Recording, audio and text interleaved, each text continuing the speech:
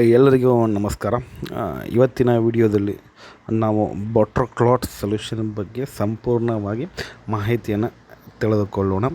ಈ ಬಟರ್ಕ್ಲಾಟ್ ಸೊಲ್ಯೂಷನ್ ಅಂತಂದರೆ ಏನು, ಇದನ್ನು ಯಾವಾಗ ಬಳಸಬೇಕು ಮತ್ತು ಹೇಗೆ ಬಳಸಬೇಕು ಮತ್ತು ಇದರ ಒಂದು ಸೈಡ್ ಎಫೆಕ್ಟ್ ಯಾವ್ಯಾವ ಅದಾವಂತ ಎಲ್ಲವನ್ನು ಏನು ಮಾಡ್ತೇನೆ ನಿಮಗೆ ಸುಲಭವಾಗಿ ಏನನ್ನು ವಿವರಿಸ್ತಾ ಹೋಗ್ತೀನಿ. ವಿಡಿಯೋನ ಪೂರ್ತಿಯಾಗಿ ನೋಡಿ ಅಂತ ಹೇಳ್ತೀನಿ.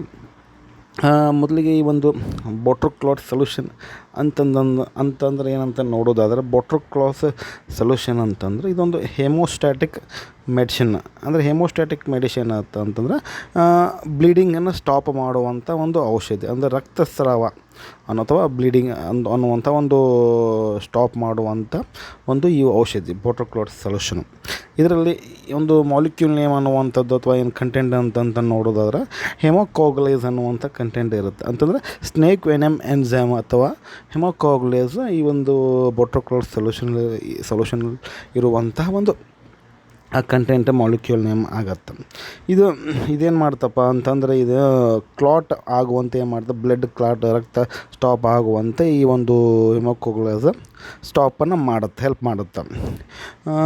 ಈ ಒಂದು ಈ ಬಟರ್ಕ್ಲಾಟ್ ಸೊಲ್ಯೂಷನ್ ಯಾವ ಒಂದು ಸಂದರ್ಭದಲ್ಲಿ ಬಳಸ್ತಾರಂತ ನೋಡೋದಾದ್ರೆ, ಈ ಗಾಯ ಆದಾಗ ರಕ್ತ ಬ್ಲೀಡಿಂಗ್ ಆಗ್ತಾ ರಕ್ತ ಬರ್ತಿರ್ತದೆ, ಆ ಸಂದರ್ಭದಲ್ಲಿ ಇದನ್ನೇ ಸ್ಟಾಪ್ ಮಾಡಲು ಬಳಸ್ತಾರೆ. ಮತ್ತೀಗ ಹಲ್ಲು ತೆಗೆದಾಗ ಹಲ್ಲು ಕಿತ್ತಿದಾಗ ಬ್ಲೀಡಿಂಗ್ ರಕ್ತ ಜಾಸ್ತಿ ಹರಿತಿರ್ತಲ್ಲ, ಆವಾಗ ಸಹ ಇದನ್ನು ಬಳಸ್ತಾರೆ.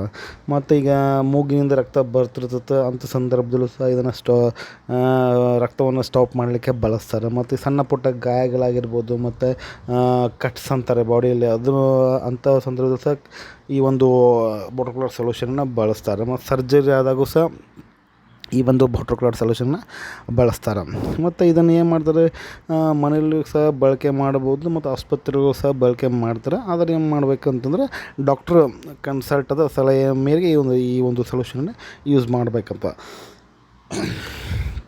ಮತ್ತು ಈ ಒಂದು ಬಟರ್ಕ್ಲಾಟ್ ಸೊಲ್ಯೂಷನ್ ಇದೆಯಲ್ಲ, ಹೇಗೆ ಕೆಲಸ ಮಾಡುತ್ತಪ್ಪ ಅಂತ ನೋಡೋದಾದರೆ, ಏನು ಮಾಡುತ್ತಪ್ಪ ಅಂದರೆ, ಈ ನಮ್ಮ ರಕ್ತದಲ್ಲಿ ಇರುವಂಥ ಒಂದು ಕ್ಲೋಟಿಂಗ್ ಪ್ರೊಸೆಸ್ಸನ್ನು ಏನು ಮಾಡ್ತಪ್ಪ ಅಂತಂದ್ರೆ ಅದನ್ನು ಆ್ಯಕ್ಟಿವೇಟನ್ನಾಗಿ ಮಾಡ್ತದೆ. ಅದ್ರ ಜೊತೆಗೆ ಏನಾಗುತ್ತೆ, ಫೈಬ್ರಿನನ್ನು ಫಾರ್ಮೇಷನ್ ಮಾಡುತ್ತೆ ಈ ಒಂದು ಸೊಲ್ಯೂಷನ್.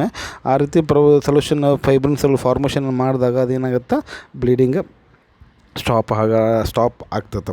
ಮತ್ತು ಈ ಒಂದು ಸೊಲ್ಯೂಷನನ್ನು ಹೇಗೆ ಬಳಸಬೇಕು, ಈ ಒಂದು ಸೊಲ್ಯೂಷನ್ ಹೇಗೆ ಬಳಸ್ಬೇಕಂತ ನೋಡೋದಾದರೆ, ಇದು ಎಕ್ಸ್ಟರ್ನಲ್ ಯೂಸ್ ಓನ್ಲಿ, ಹೊರಗೆ ಮಾತ್ರ ಬಳಸುವಂಥ ಒಂದು ಸೊಲ್ಯೂಷನ್. ಇದು ಗಾಯದ ಮೇಲೆ ಅಥವಾ ಒಂದು 2-3 ಹನಿಯನ್ನು ಹಾಕಬೇಕು. ಇಲ್ಲ ಅಂತಂದರೆ ಏನು ಮಾಡಬೇಕಪ್ಪ ಅಂದರೆ, ಈ ಕಾಟನ್ ಹತ್ತಿ ತೆಗೆದುಕೊಂಡು ಏನು ಮಾಡುವ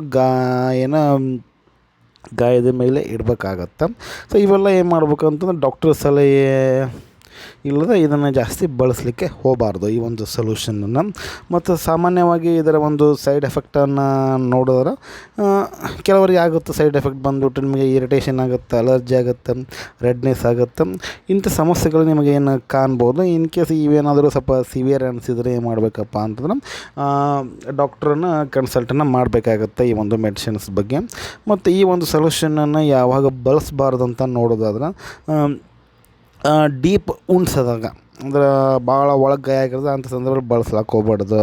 ಇನ್ ಕೇಸ್ ಇನ್ಫೆಕ್ಷನ್ ಆದಾಗ ಗಾಯ ಆಗಿರ್ತದೆ, ಅಂಥ ಸಂದರ್ಭದಲ್ಲಿ ಸಹ ಬಳಸಬಾರ್ದು. ಮತ್ತು ಬ್ಲೀಡಿಂಗ್ ಜಾಸ್ತಿ ಇತ್ತಂದ್ರೆ ಸಹ ಇದನ್ನು ಬಳಸಬಾರ್ದು ಈ ಒಂದು ಬಟರ್ಕ್ಲಾಟ್ ಸೊಲ್ಯೂಷನ್.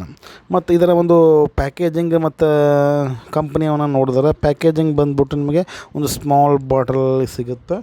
ಇದೊಂದು ಲಿಕ್ವಿಡ್ ಫಾರ್ಮ್ ಆಗಿರುತ್ತೆ. ಇದನ್ನು ತಯಾರು ಮಾಡಿರ್ತಕ್ಕಂಥ ಒಂದು ಕಂಪ್ನಿ ಬಂದುಬಿಟ್ಟು ಜಗತ್ ಫಾರ್ಮಾ ಅನ್ನುವಂಥ ಒಂದು ಕಂಪ್ನಿ ಈ ಒಂದು ಬಟರ್ಕ್ಲಾಟ್ ಸೊಲ್ಯೂಷನನ್ನು ತಯಾರು ಮಾಡ್ತು. ಮತ್ತು ಇವೆಲ್ಲ ಇದನ್ನು ಕಂಪ್ಲೀಟಾಗಿ ಇನ್ ಕೇಸ್ ನೀವು ಚೆನ್ನಾಗಿ ಇದನ್ನು ಏನಾಗುತ್ತೆ, ಸರಿಯಾಗಿ ಬಳಸದೇ ಇದ್ದರೆ ಸ್ವಲ್ಪ ಹೆಚ್ಚಿಗೆ ಸೈಡ್ ಎಫೆಕ್ಟ್ಗಳಾಗ್ತವೆ. ಆದಷ್ಟು ಏನು ಮಾಡಬೇಕು ಅಂತಂದ್ರೆ, ಡಾಕ್ಟ್ರನ್ನು ಕನ್ಸಲ್ಟ್ ಮಾಡಿ ಈ ಒಂದು ಮೆಡಿಸಿನನ್ನು ತೆಗೆದುಕೊಂಡು ಯೂಸ್ ಮಾಡಬೇಕಾಗುತ್ತೆ ಸ್ನೇಹಿತರೆ. ಇದಾಗಿತ್ತು ಇವತ್ತಿನ ಈ ಒಂದು ವಿಡಿಯೋ. ಈ ಒಂದು ನಿಮಗೆ ಹೆಂಗೆ ಅನ್ನಿಸ್ತಂತ ಕಮೆಂಟ್ ಮಾಡಿ. ವಿಡಿಯೋ ಇಷ್ಟ ಆದರೆ ಲೈಕ್ ಮಾಡಿ, ಆದಷ್ಟು ಒಂದು ಶೇರ್ ಮಾಡಿರಿ ಅಂತ ಹೇಳ್ತಾ ಮತ್ತೊಂದರಲ್ಲಿ ಮತ್ತೆ ಸಿಗ್ತೀನಿ. ಅಲ್ಲಿವರೆಗೂ ಬಾಯ್. Thanks for watching. ಇನ್ನಷ್ಟು ಒಂದು ಮೆಡಿಕಲ್ ಈ ಒಂದು ವಿಡಿಯೋಗಳಿಗಾಗಿ ನಮ್ಮ ಚಾನಲನ್ನು ಸಬ್ಸ್ಕ್ರೈಬ್ ಮಾಡಿರಿ ಅಂತ ಹೇಳ್ತಾ ಮತ್ತೆ ಸಿಗ್ತೀನಿ. ಅಲ್ಲಿವರೆಗೂ ಬಾಯ್. Thanks for watching.